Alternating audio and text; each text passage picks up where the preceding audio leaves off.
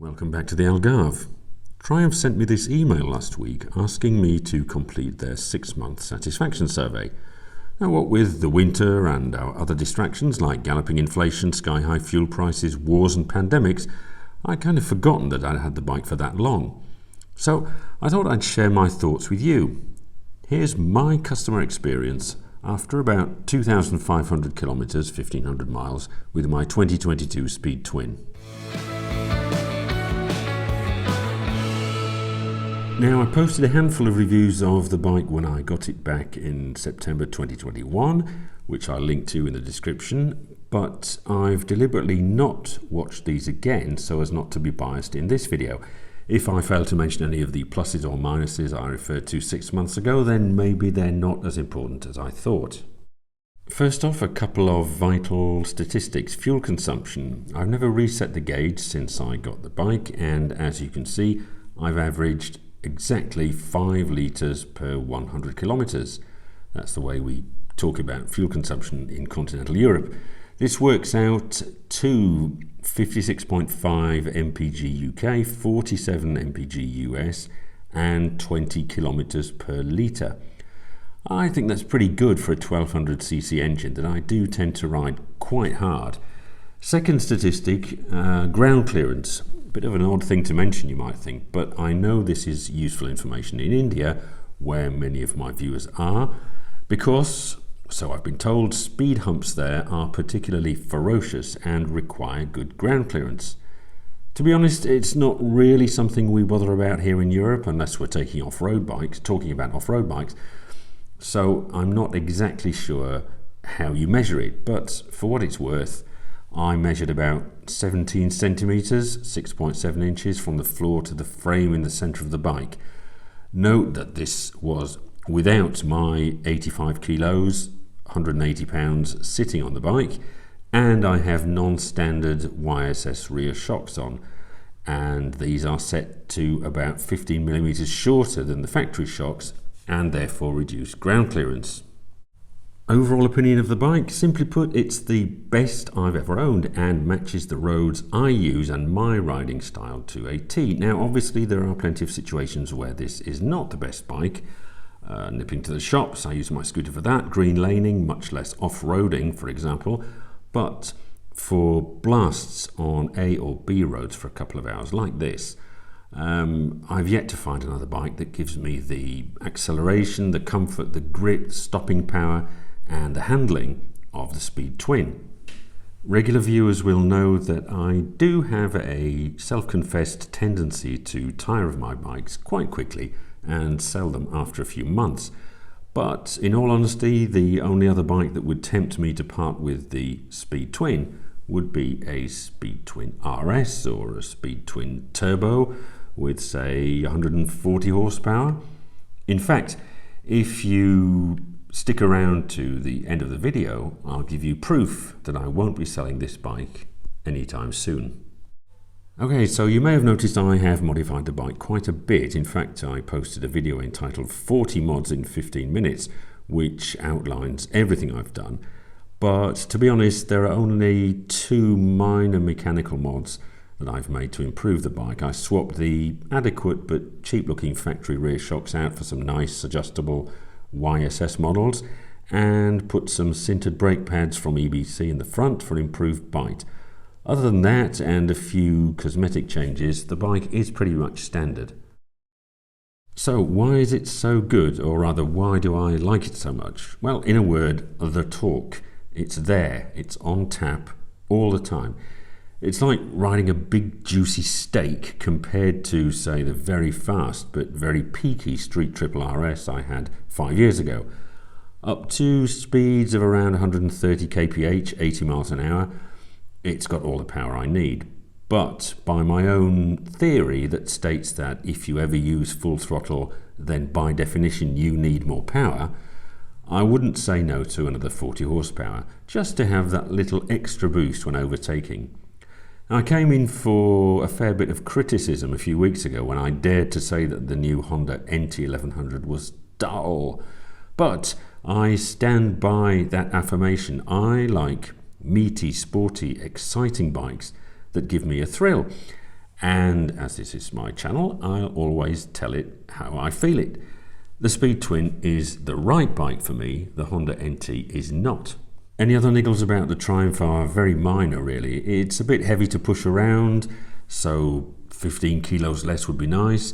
Grip from the very sticky Metzeler Racetech RR tyres is fabulous in the dry, but unsurprisingly poor in the wet, as I found out a couple of weeks ago when I got caught out in a downpour. No complaints at all in the dry, but maybe some Michelin Road 6s, for example, would be more in keeping with this bike's vocation. The exhaust note is very tasty, almost V8-like, but in terms of loudness, it's on the upper limit of what I would consider acceptable, and I do find it annoying in certain situations, like when I'm in our underground car park, for example.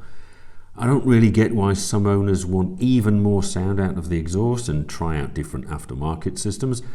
I think, if anything, I would probably turn it down if I could, but I understand that things like this are very subjective. So how about the different sorts of riding situations? City and traffic, for example.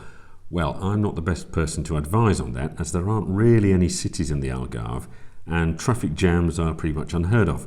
But I would say that the engine does kick out a fair bit of heat, and in the warmer months, the radiator fan kicks in at the drop of a hat.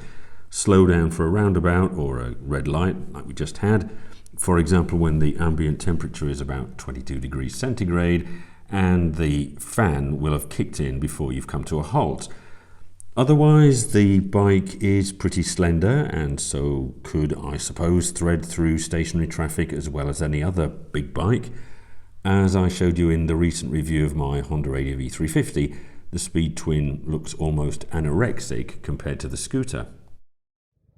What's it like in wet weather? Well, there's not too much of that down here, but as I mentioned, I did get caught out in an April shower a couple of weeks ago, and the track-oriented tyres felt pretty skittish and prone to aquaplaning.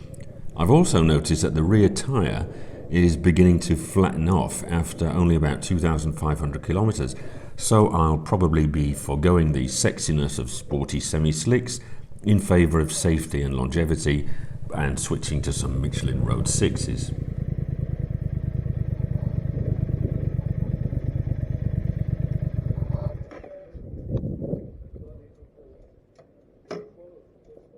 How about the motorway? Well, it's a naked, so there's almost no wind protection at all.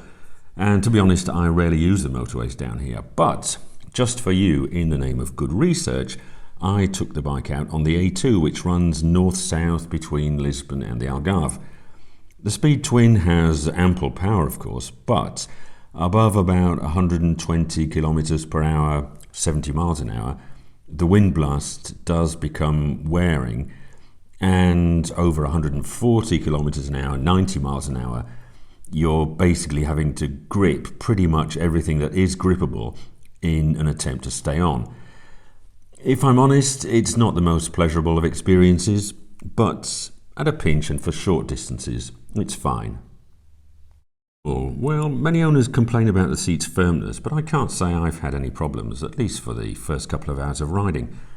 I really like the fact that because it's almost perfectly flat, I can shuffle my bum backwards and forwards a couple of inches to stretch my legs a bit from time to time. Something I couldn't do, for example, on my Street Triple, Trident, BMW F900XR or CB500X because of their more scooped out seats. The suspension is on the firm side, but I wouldn't say it's uncomfortable. I swapped out the rear shocks, of course, as soon as I got the bike, so I can't really comment on the factory setup. It is quite a small bike, but even at 6'1" or 187 centimeters, I don't find that my legs are particularly cramped, and the reach to the bars is spot on for me. I describe it as 70% upright, 30% crouched down sporty, if that makes any sense. Brakes, well, meaty Brembo M50 calipers radially mounted to a pair of 320mm discs should provide excellent stopping power, but I have to say I was slightly disappointed with the bite initially. This could be down to the relatively basic master cylinder, but I improved things considerably by fitting some EBC sintered brake pads. They're not quite on a par with the Speed Triple's race spec brakes, but they're still amongst the best I've tried, at least with the better pads. So before I tell you about the customization project I've got lined up for my Speed Twin, let's quickly take a look at the Rocket score. This is how I scored my bike 6 months ago. Now, you're probably smiling to see it at the number 1 slot, but when you think about it, it kind of makes sense. I didn't put it at the top because it's my bike, rather I bought it because it's at number 1, or at least it is by my own personal criteria. Would I change any of the figures today? To be honest, not really. I did think about adding or deducting half a point here or there, but my table doesn't do half points, so we'll leave it at that. To me, the Speed Twin is about 2 things: looks and torque. It's not a sports bike, it's hopeless off-road, especially with those almost slick Metzeler tyres, and it's not the best for either touring or commuting. But as an overall package to put a smile on my face when I fancy a blast, there's nothing currently on the market that would tempt me away. And so all of you that, understandably, given my propensity to chop and change, who predicted that I'd be selling my bike after 6 months were wrong. I intend keeping this Speed Twin, and I'm now going to prove it.